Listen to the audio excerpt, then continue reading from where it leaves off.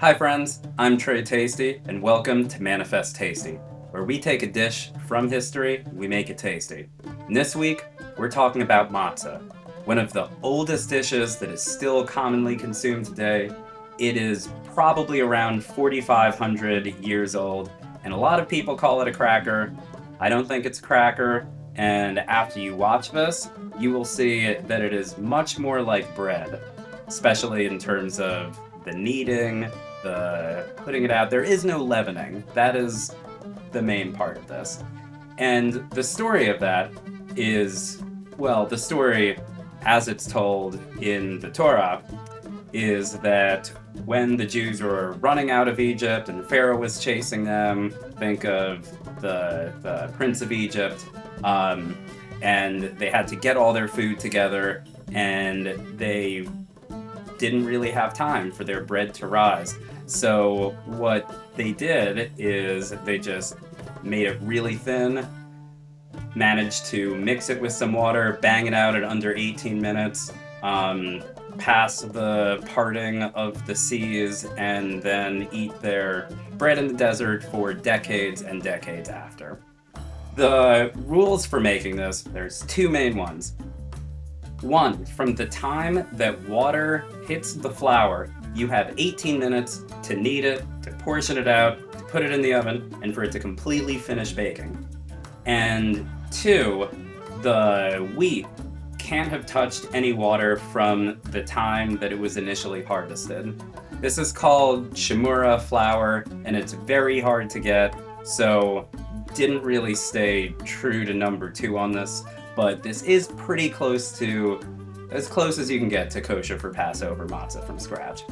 The 18 minutes is kind of a sore point and is open to a bunch of interpretation. 8 is a lucky number in Judaism, and I guess there's an extra 10 minutes just to be nice. Really, there was this rabbinic debate that's in the Talmud, and it was the distance from walking one part to another, which people have kind of guessed is about 18 minutes, but it could be as much as 24 minutes, depending on how strict you are. So going by the most strict, we go 18 minutes. For a bit about the modern history of matzah, the original one that was around a few millennia ago, that was not really like the current square version that we have today. It was most likely more round and had some rough edges, kind of like what you're going to see in the video.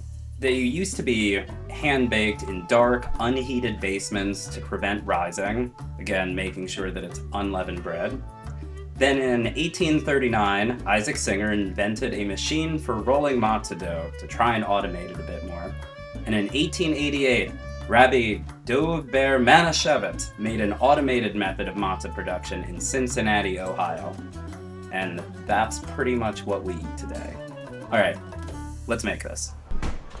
So it's pretty good to enlist the help of a friend when you're making this. The 18 minutes is kind of like a fun cooking challenge, so grab a drink, have your kid run around. It's all about the prep work here. You can see the food processor is off to the side. There's water and oil in there right now.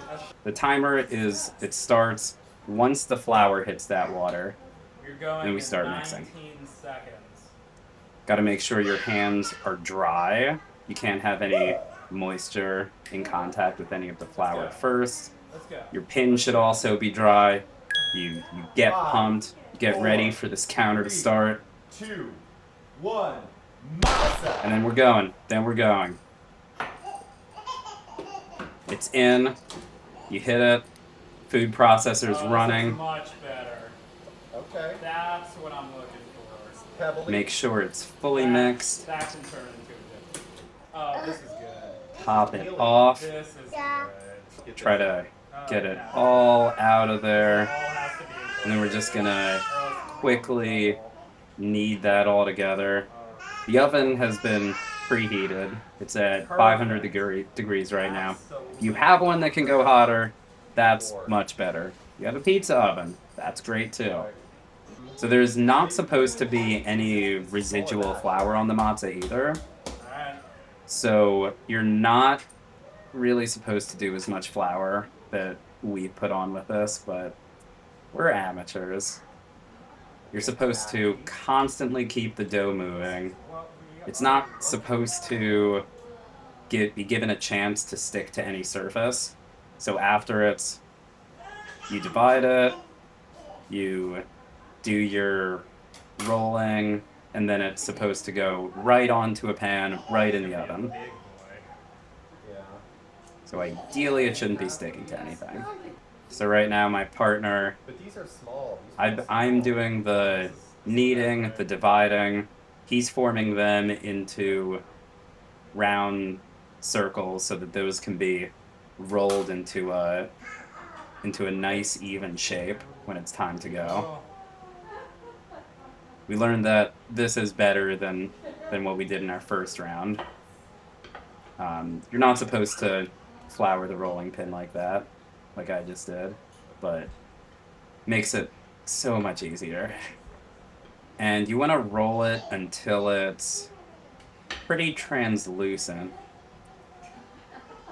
We had a little sheet that had a list of where we should be on the clock at each different set of time.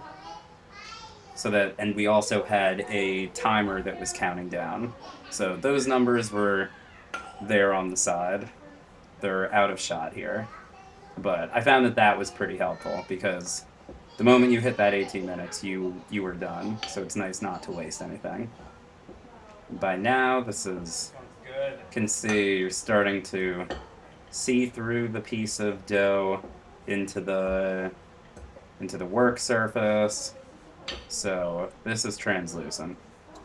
It is good to go into a pan.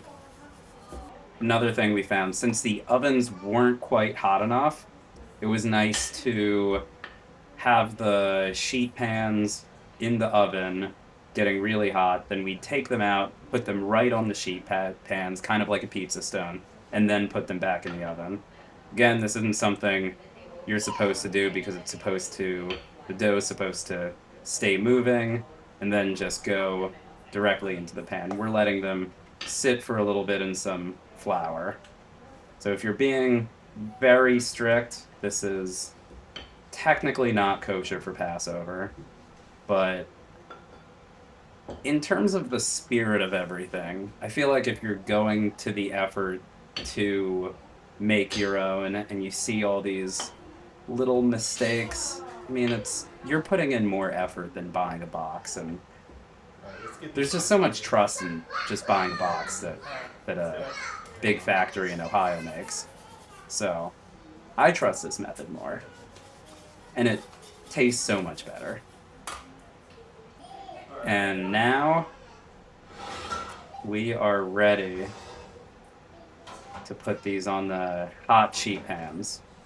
It is go time.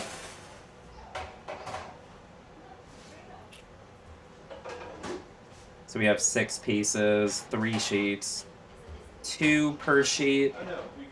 That was something we found worked pretty well. These are kind of Neapolitan style matzah. So after you get the matzah on the sheet pan, you want to brush it with some olive oil, and then you take these forks and prick them all over. Gives the characteristic texture that matzah is known for. So with this one, we did it in 2 batches, I think. Yeah. Later on, we just were able to do 6 pieces just on 3 sheets all at once. But this one worked for here.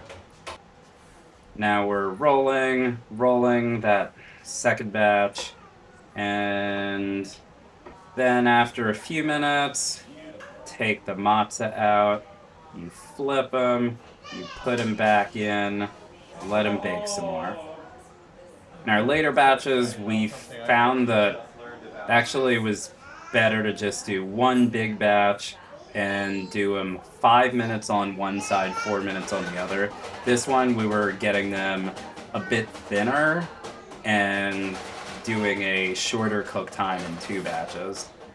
These ones still look beautiful, but I think it's more of an authentic texture thickness in terms of similarity to the square stuff if you have them bake a little bit longer. And then take these mozz out. These ones still needed a little bit more. So we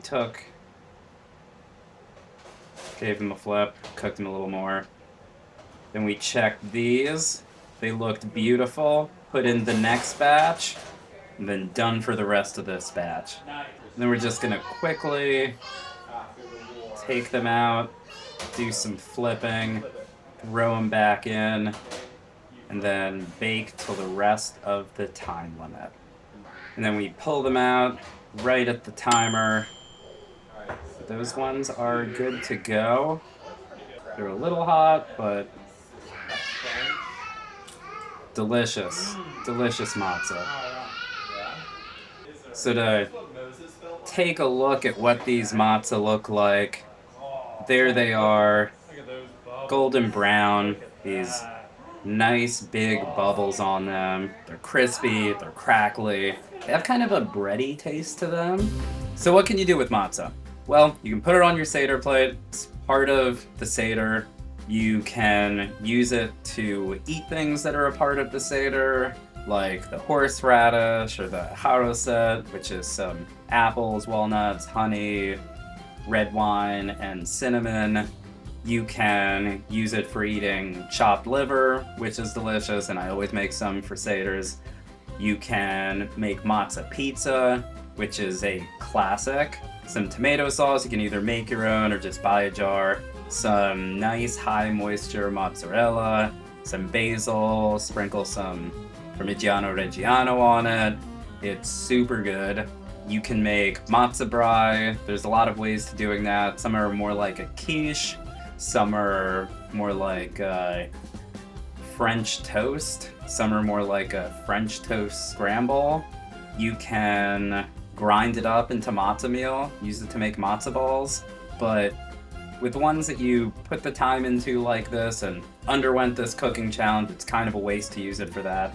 And even though it's not a cracker, you can just use it like you would any kind of cracker. You can put cheese on it, you can put some lox on it, do whatever you want. It's delicious. So that's matzah, one of the oldest foods that we still eat. This is how you can undergo this fun holiday cooking challenge. You have 18 minutes from start to finish to get this done. There's a bit more prep work than that, but it's pretty quick and easy, and it's much better than the box stuff. So yeah, enjoy this Passover. Pesach Sameach. This is Manifest Tasty. I'm Trey Tasty. Subscribe, and I'll see you next time.